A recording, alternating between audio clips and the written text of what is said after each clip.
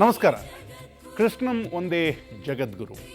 ಕೃಷ್ಣ ಜನ್ಮಾಷ್ಟಮಿಯ ವಿಶೇಷವಾದಂತಹ ಈ ದಿವಸದಲ್ಲಿ ನಾವು ಕೃಷ್ಣನ ಬಗ್ಗೆ ಎಷ್ಟು ತಿಳಿದುಕೊಂಡಿದ್ದೀವಿ, ಅಥವಾ ಕೃಷ್ಣ ನಾವಂದುಕೊಂಡಂತೆ ಏನು, ಕೃಷ್ಣನ ಬಗ್ಗೆ ನಾವು ತಿಳಿದುಕೊಳ್ಳಬೇಕಾಗಿದ್ದೇನು, ಹಲವು ವಿಚಾರಗಳಿದೆ.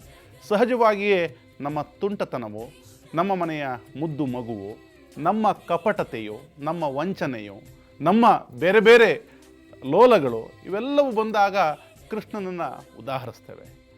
ಕಪಟಿಯಾದಂತಹ ಈ ಕೃಷ್ಣ ಆ ಕಪಟತನವನ್ನು, ವಂಚನೆಯನ್ನು, ಆ ತುಂಟತನವನ್ನು ಯಾಕೆ ಮಾಡ್ದ ಅನ್ನುವಂಥದ್ದು ಕೂಡ ಒಂದು ಮಹತ್ ಕಾರ್ಯದಿಂದಲೇ ಅದನ್ನು ಕೂಡ ನಾವು ತಿಳಿದುಕೊಳ್ಳಬೇಕಾದಂತಹ ಹೊತ್ತು. ಹಾಗಾಗಿ ಕೃಷ್ಣನ ಒಟ್ಟು ಬದುಕಿನ ಬಗ್ಗೆ ಒಂದು ತಿಳಿದುಕೊಳ್ಳುವಂತಹ ಒಂದು ಸುಸಮಯ ಇದು ಅಂತ ಭಾವಿಸ್ತಾ, ಆ ಕೃಷ್ಣನ ಲೀಲೆಗಳನ್ನು, ಕೃಷ್ಣನ ಬದುಕನ್ನು, ಕೃಷ್ಣನ ಬಗ್ಗೆ ನಾವು ತಿಳಿದುಕೊಳ್ಳಬೇಕಾದದನ್ನು ತಿಳಿಸ್ಕೊಡ್ಲಿಕ್ಕೆ ನಮ್ಮೊಂದಿಗೆ ಈ ಶತಮಾನ ಕಂಡಂಥ ಜ್ಞಾನಶ್ರೇಷ್ಠರಾದಂಥ ಶತಾಬ್ದಾನಿಗಳಾದಂಥ ಗಣೇಶ್ ಜಿ ಅವರಿದ್ದಾರೆ. ಸರ್ ನಮಸ್ತೆ. ಕಾರ್ಯಕ್ರಮಕ್ಕೆ ನಮಸ್ಕಾರ. ನಮಸ್ಕಾರ. ನಾವು ಆಗಲೇ ಹೇಳಿದೆ, ಕೃಷ್ಣನನ್ನು ನಾವು ತಿಳಿದುಕೊಂಡಿದ್ದೆಷ್ಟು, ನಾವು ತಿಳಿದುಕೊಳ್ಳಬೇಕಾದದ್ದಷ್ಟು ಅನ್ನುವಂಥದ್ದು. ಮೊದಲಿಗೆ ಈ ಕೃಷ್ಣ ನಾಮವೇ, ಕೃಷ್ಣ ಅಂದರೆ ಕಪ್ಪು ಅಥವಾ ಕೃಷ್ಣ ಅಂದರೆ ಆಕರ್ಷಣೆ, ಹಲವು ನಾಮಗಳು. ಈ ಕೃಷ್ಣ ನಾಮದ ವಿಶೇಷತೆ ಅದ್ರ ಬಗ್ಗೆ ನಾವು ಹೇಳೋಣ. ಹಾಂ, ಖಂಡಿತವಾಗಿ ಹೇಳೋಣ. ಕೃಷ್ಣ ಶಬ್ದ ತುಂಬ ರಮಣೀಯವಾದದ್ದು. ಅದಕ್ಕೆ ಅನೇಕ ಅರ್ಥಗಳನ್ನು, ಗಂಭೀರವಾದ ತತ್ವಸ್ವರೂಪವನ್ನು ಹೇಳಿದ್ದಾರೆ. ಕರ್ಷತಿ ಇತಿ ಕೃಷ್ಣ ಅಂತಕ್ಕಂಥದ್ದು ಅದರ ಮೂಲತಃ ನಿರ್ವಚನ. ಕರ್ಷತಿ ಅಂದರೆ ಸೆಳೀತಕ್ಕಂಥವನು ಅಂತ, ಆಕರ್ಷಣೆ ಮಾಡ್ತಾನೆ ಅಂತ. ಅಂದರೆ ಚಾರ್ಮಿಂಗ್, ವೆರಿ ವೆರಿ ಅಟ್ರಾಕ್ಟಿವ್, ತುಂಬ ಆಕರ್ಷಣೆ ಆ ಪರಮಾತ್ಮನ, ಆ ಮಹಾಮಹನೀಯನ ವ್ಯಕ್ತಿತ್ವದ ಒಂದು ಮಹಾಲಕ್ಷಣ.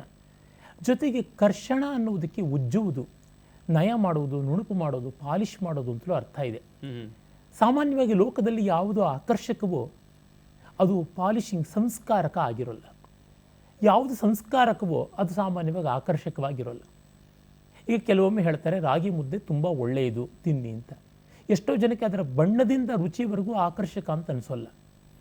ಹಾಗೆ ಇನ್ಯಾವುದೋ ಒಂದು ಬಹಳ ಬಹಳ ಪೆಪ್ಪಿಯಾಗಿರ್ತಕ್ಕಂಥದ್ದು, ಯಾವುದೋ ಬಹಳ ಎಣ್ಣೆಯ ಪದಾರ್ಥ ಇರ್ಬೋದು, ಕೊಬ್ಬಿನ ಪದಾರ್ಥ ಆಗಿರ್ಬೋದು, ಈ ಬೇರೆ ಬೇರೆ ಸಾಫ್ಟ್ ಡ್ರಿಂಕ್ಸ್ ಅಂತ ಇವೆ, ಬೇರೆ ಬೇರೆ ರೀತಿಯಾದಂಥ ಕಾಂಡಿಮೆಂಟ್ಸ್ ಅಂತ ಇವೆ.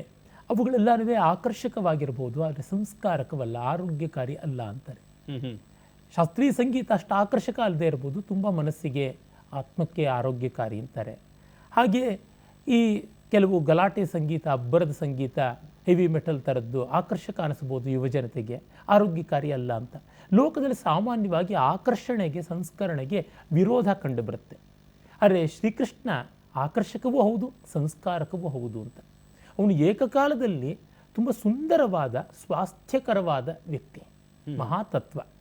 ಲೋಕದಲ್ಲಿ ಇದಕ್ಕಿಂತಲೂ ಸುಂದರವಾದ, ರಮಣೀಯವಾದ, ಪಥ್ಯಕಾರಿಯಾದ ತತ್ವ ಇಲ್ಲ ಅಂತಕ್ಕಂಥದ್ದು ನಮ್ಮ ಇಡೀ ಭಾರತೀಯ ಸಂಸ್ಕೃತಿಯ ತೀರ್ಮಾನವೇ ಆಗಿದೆ.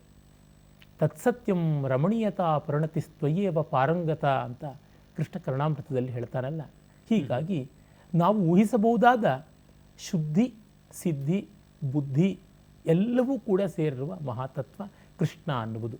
ಮತ್ತು ಆ ಕಪ್ಪು ಬಣ್ಣ ಅನ್ನೋದ್ರೊಳಗೆ ಸಾಮಾನ್ಯವಾಗಿ ಕಪ್ಪು ಅಂದರೆ ಏನು ಕಾಣದ್ದು ಅಂತ, ಆದರೆ ಅದಕ್ಕೆ ಬಹಳ ದೊಡ್ಡ ಅರ್ಥ ಏನಿದೆ. ಕಪ್ಪು ಅನ್ನೋದಕ್ಕೆ ಯಾವುದರೊಳಗೆ ಎಲ್ಲವೂ ವಿಲಯಿಸುತ್ತದೋ ಅದು ಕಪ್ಪು ಅಂತ. ಈಗ ಬೆಳಕನ್ನು ನಾವು ಬೇರೆ ಬೇರೆ ವಸ್ತುಗಳ ಮೇಲೆ ಬಿಟ್ಟಾಗ, ಈಗ ಉದಾಹರಣೆಗೆ ನಾವು ಕೂತಿರ್ತಕ್ಕಂಥ ಆಸನ ಕೆಂಪು ಬಣ್ಣದ್ದಾಗಿದೆ, ನಾನು ಹೊದ್ದಿರ್ತಕ್ಕಂಥ ಉತ್ತರಿಯ ಹಳದಿ ಬಣ್ಣದ್ದಾಗಿದೆ. ಇವುಗಳ ಮೇಲೆ ಬೆಳಕು ಬಿದ್ದಾಗ ಹಳದಿ ಒಂದನ್ನು ಬಿಟ್ಟು ಇನ್ನೆಲ್ಲವನ್ನು ಹೀರುತ್ತದೆ, ಇದು ಅದಕ್ಕೆ ಹಳದಿ ಬಣ್ಣಕ್ಕೆ ಕಾಣುತ್ತೆ. ಇದು ಕೆಂಪನ್ನು ಬಿಟ್ಟು ಇನ್ನೆಲ್ಲವನ್ನು ಹೀರುತ್ತದೆ, ಕೆಂಪನ್ನು ಪ್ರತಿಫಲಿಸುತ್ತದೆ ಅಂತ. ಆದರೆ ಕಪ್ಪು ಎಲ್ಲ ಬಣ್ಣಗಳನ್ನು ಹೀರಿ ನುಂಗಿ ನುಣಿಯುತ್ತದೆ ಅಂತ. ಅಂದರೆ ಕೃಷ್ಣ ಯಾವುದನ್ನು ನಿರಾಕರಿಸದೆ ಎಲ್ಲವನ್ನು ಸ್ವೀಕರಿಸ್ತಾನೆ ಅಂತ. ಯಾವ ಬಣ್ಣದವ್ರನ್ನ, ಯಾವ ವರ್ಣದವ್ರನ್ನ, ಯಾವ ಮತದವ್ರನ್ನ, ಯಾವ ಜಾತಿಯವ್ರನ್ನ, ಯಾವ ಸಮಾಜದ, ಯಾವ ಸಂಸ್ಕೃತಿಯ, ಯಾವ ಜನಾಂಗದ, ಯಾವ ಕಾಲದ, ಯಾವ ದೇಶದ ಹಿನ್ನೆಲೆಯಿಂದ ಬಂದವರನ್ನು ಸ್ವೀಕರಿಸಿ ತನ್ನವರನ್ನಾಗಿ ಮಾಡಿಕೊಳ್ತಾನೆ ಅಂತ. ಸರ್ವಾಂಗೀಕಾರ ಬುದ್ಧಿ ಇದೆಯಲ್ಲ, acceptance of the complete extends, ಅದು ಕೃಷ್ಣ ತತ್ವದ ಆ ಕಪ್ಪು ಅನ್ನೋದಕ್ಕೆ. ಜೊತೆಗೆ ಸಂಸ್ಕೃತದಲ್ಲಿ ಕಪ್ಪು ಅನ್ನೋದಕ್ಕೆ ನೀಲಿ, ಹಸಿರು ಇವೆಲ್ಲ ಕೃಷ್ಣ ಅನ್ನುವ ಬಣ್ಣದಲ್ಲಿವೆ. ನೀಲ ಅಂತ ಅನ್ನೋದಕ್ಕೆ ಹಸಿರು ಅಂತಲೂ ಇದೆ, ನೀಲವರ್ಣ ಅಂತಲೂ ಇದೆ, ಕಪ್ಪು ಅಂತಲೂ ಇದೆ. ಆಳ ಯಾವುದಿದೆ ಅದು ನೀಲವಾಗಿ ಕಾಣಿಸುತ್ತದೆ. ಸಮುದ್ರ ಆಳ ನೀಲವಾಗಿ ಕಾಣಿಸುತ್ತೆ. ಆಕಾಶ ಗಹನ, ನೀಲವಾಗಿ ಕಾಣಿಸುತ್ತದೆ. ಹೀಗಾಗಿ ಯಾವುದು ನಮ್ಮ ಬುದ್ಧಿಯ ಎಟುಕನ್ನು ಮೀರಿದೆಯೋ, ಯಾವುದಕ್ಕೆ ಕೊನೆಯೇ ಇಲ್ಲವೋ ಅನಂತ, ಕೃಷ್ಣನ ಹೆಸರುಗಳಲ್ಲಿ ಅದು ಒಂದು. ಆ ಅನಂತ್ಯಕ್ಕೆ, ಅಮೇಯತ್ವಕ್ಕೆ ಕೂಡ ಈ ಹೆಸರು ಅಂತ ಉಂಟು ಅಂತ ಗೊತ್ತಾಗುತ್ತೆ. ಮಧ್ಯರಾತ್ರಿಯಲ್ಲಿ ಜನಿಸಿದ ಕೃಷ್ಣ ಅನ್ನುವಂಥದ್ದು, ರಾತ್ರಿ ಆ ಗಾಢ ಕಪ್ಪು ಮತ್ತು ಈತನ ಬಣ್ಣ, ನೀವು ಹೇಳಿದಾಗೆ ಗಾಢತೆ, ಇದನ್ನು ನಾವು ಸಮೀಕರಿಸೋದಾದರೆ ನಿಜ. ಈಗ ನೋಡಿ, ನಾವು ಕೃಷ್ಣನ ಜನ್ಮದಿನ ಅದೆಷ್ಟು ವಿನೂತನ, ವಿಲಕ್ಷಣ ಅಂತಂದರೆ, ಸಂವತ್ಸರವನ್ನು ಕಂಡಾಗ ಅದನ್ನು ಉತ್ತರಾಯಣ ಮತ್ತು ದಕ್ಷಿಣಾಯನ ಅಂತ ಎರಡಾಗಿ ವಿಭಾಗ ಮಾಡ್ತೀವಿ. ಇದೀಗ ದಕ್ಷಿಣಾಯನ. ಕೃಷ್ಣ ಹುಟ್ಟಿದ್ದು ದಕ್ಷಿಣಾಯನದಲ್ಲಿ, ಮಳೆಗಾಲದ ಶ್ರಾವಣ ಮಾಸದಲ್ಲಿ, ಕೃಷ್ಣ ಪಕ್ಷದಲ್ಲಿ, ತಿಂಗಳಿನ ಅರ್ಧ ಭಾಗ ಶುಕ್ಲ, ಇನ್ನು ಅರ್ಧ ಭಾಗ ಕೃಷ್ಣ, ಅಂದರೆ ಚಂದ್ರ ಕರಿಗೆ ಹೋಗುವ ಕಾಲ, ಅಮಾವಾಸ್ಯೆಗೆ ಹತ್ತಿರವಾಗುವಂಥ ಕಾಲದಲ್ಲಿ. ಹಗಲು ರಾತ್ರಿ ಅಂತ ದಿನ ಎರಡಾಗಿ ವಿಭಾಗವಾಗಿದೆ. ಅದರೊಳಗೆ ರಾತ್ರಿಯಲ್ಲಿ ಹುಟ್ಟಿದ್ದು. ಅಂದರೆ ದೇವತೆಗಳ ರಾತ್ರಿಯನ್ನು ನಾವು ದಕ್ಷಿಣಾಯನ ಅಂತೀವಿ, ಹಗಲನ್ನು ಉತ್ತರಾಯಣ ಅಂತೀವಿ.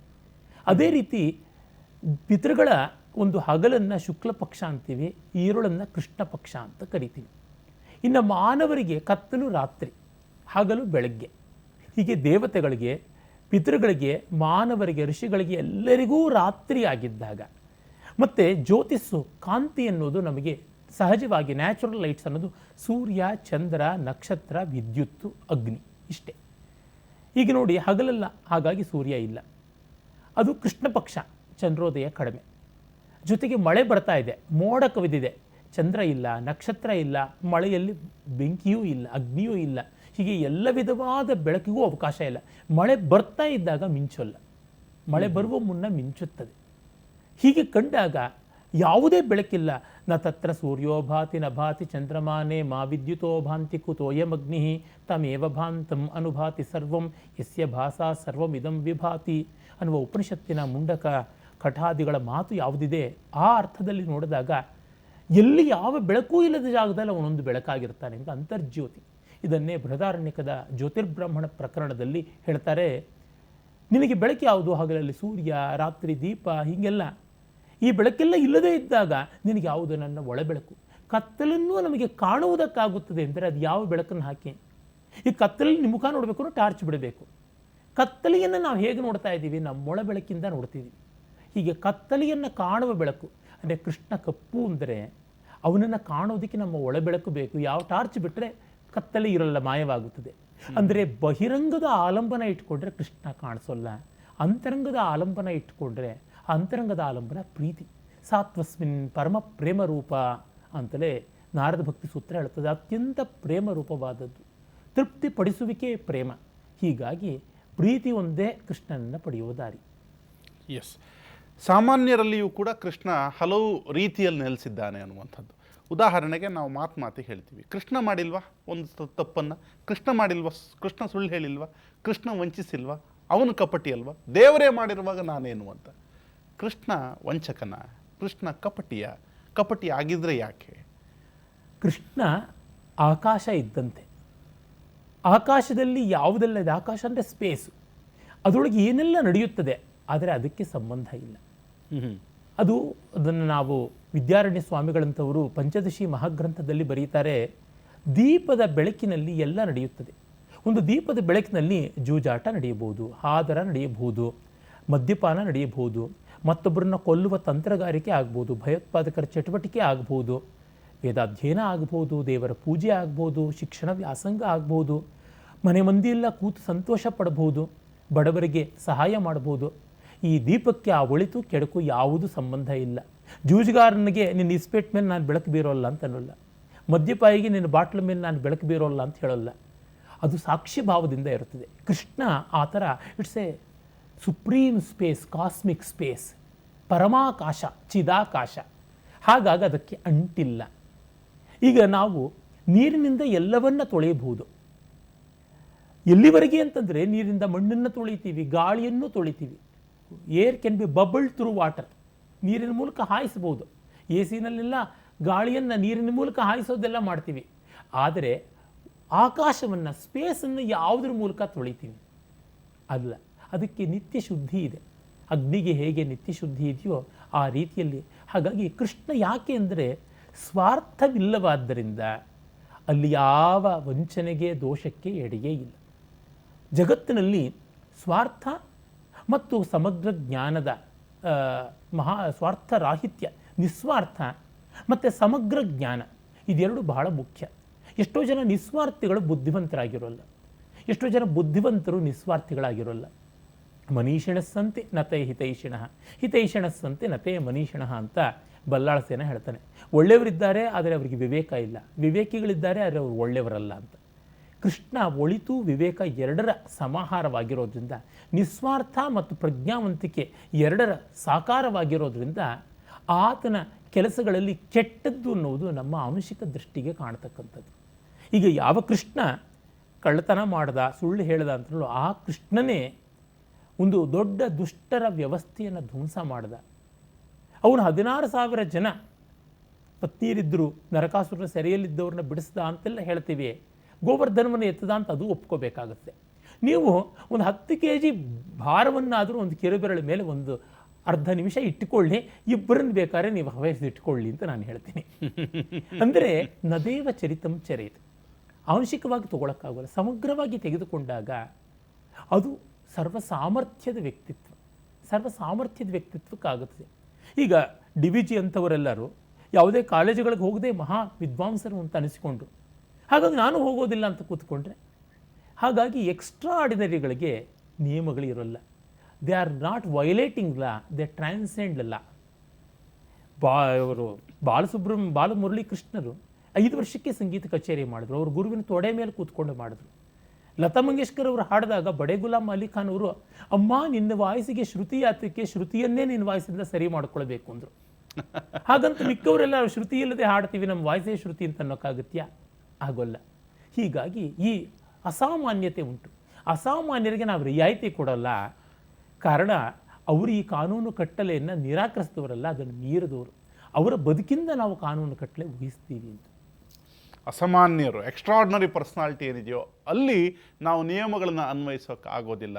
ಕೃಷ್ಣ ಅಂತಹ ಒಂದು ಎಕ್ಸ್ಟ್ರಾರ್ಡಿನರಿ ಪರ್ಸನಾಲಿಟಿ. ಆತ ಒಂದು ಸುಳ್ಳು ಹೇಳಿದರೆ, ಆತ ಒಂದು ಕಪಟತನವನ್ನು ಮಾಡಿದರೆ, ಆತ ಒಬ್ಬನನ್ನು ವಂಚಿಸಿದರೆ ಅದಕ್ಕೆ ಒಂದು ಮತ್ತೊಂದು ಸತ್ಕಾರಣ ಇತ್ತು. ಎಸ್, ಪರಮಾರ್ಥ ಇತ್ತು. ಆತ ಮಾಡ್ದ ಅಂತ ನೀವು ಮಾಡಬೇಡಿ, ನೀವು ಕೃಷ್ಣನಲ್ಲ ಅನ್ನುವಂಥದ್ದು. ಅವರ ಮಿಕ್ಕ ಸಾಮರ್ಥ್ಯಗಳು ನಮ್ಮಲ್ಲಿಲ್ಲ. ಎಕ್ಸಾಕ್ಟ್ಲಿ. ಕೃಷ್ಣನ ಬೇರೆ ಸಾಮರ್ಥ್ಯಗಳು ನಿಮಗಿದ್ದರೆ ನೀವು ಕೂಡ ಸುಳ್ಳು ಹೇಳ್ಬೋದು, ಕಪಟ ಮಾಡ್ಬೋದು ಅನ್ನೋದು.